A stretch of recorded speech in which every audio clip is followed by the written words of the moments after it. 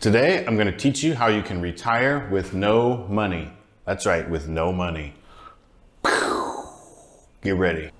I watch a lot of YouTube videos of people who do similar types of content as I do, people in my space. And so new people pop up in my feed all the time. And a video popped up this morning that was called, "We're in our 50s and we have no money for retirement." So I was like, okay, you got my attention, clicked on it, watched this whole 17-minute long video about how this couple has a $400,000 house paid off and they have a business that has some business debt on it. And they're just totally cheeky, keen, fine, happy, wonderful. The world is our peach, and they think they can retire, and they're just, because they have no debt except for the business debt, and because they live super cheaply. And it just boggles my mind the way that Americans think about how retirement works and how much money they need. Granted, now caveat, these people do have 175,000 YouTube subscribers, which I have no idea how much money that makes because I have a whopping 3,000 subscribers. So if you haven't subscribed to the channel and you do find value in this video, you can wait till the end, but please click that subscribe button or at least a thumbs up for me. So sales pitch over. So these people just think they can live cheap with no mortgage and that they can retire whenever they want. And I don't know how people can live in that state of mind like that. You know, the majority of Americans, I truly believe, just think that Social Security is going to take care of them. And there's no guarantee that's going to be around. And there's pensions and those sort of things don't exist anymore. Yes, I know people in the government and people in the military and those people, they get pensions and retirement funds. But that's also a small majority, I think, of people that don't, I mean, most people just don't even think about where their retirement is going to come from, where the money's going to come from. And 99% of people, I'm sure, just think it's impossible that they could ever save $1 million, $2 million, $3 million. I know I couldn't have done it. You know, my wife is a school teacher. She makes about 50 grand. I worked in real estate. I made between 50 and 100 most years. So, you know, I figured to retire on, we would need at least $2.5 million in stocks, to live off the dividends or to live off the interest or the appreciation on those stocks. So how can you retire with no money? Well, I did it by buying real estate. And I'm not a big proponent of actually retiring because most of us hit financial independence and then we do things like find a YouTube channel or move to a Caribbean island and get our real estate license, things like that. So I like to refer to the FIRE movement as financial independence recreational employment. That makes more sense than retire early if you're familiar with the FIRE movement. So how can you retire with real estate? Well, I'm going to break it down for you real quick here, how I did it and how I think it's easy enough that anyone could do this. I feel like somebody's watching me. Just kidding. This is a little bit fortuitous. I wasn't going to show you all this part of the house. I look like this because I am in my Puerto Rico house painting and scrubbing and it's hot and my hair's a mess, and I still just wanted to put this video out for you guys because I need to keep making content even though I'm busy with this house because I practice what I preach. I'm still building my real estate portfolio to take care of me in retirement.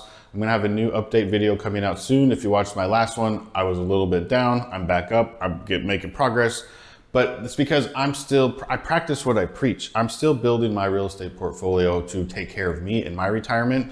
I haven't retired yet, really. I keep plugging along here. I have a total of 7 doors, which people refer to doors as how many units you have. I have a duplex that has 2 doors. So technically I have 6 properties, but one has 2 doors. So I'm gonna tell you how I got those and how they take care of me that I could retire if I wanted to.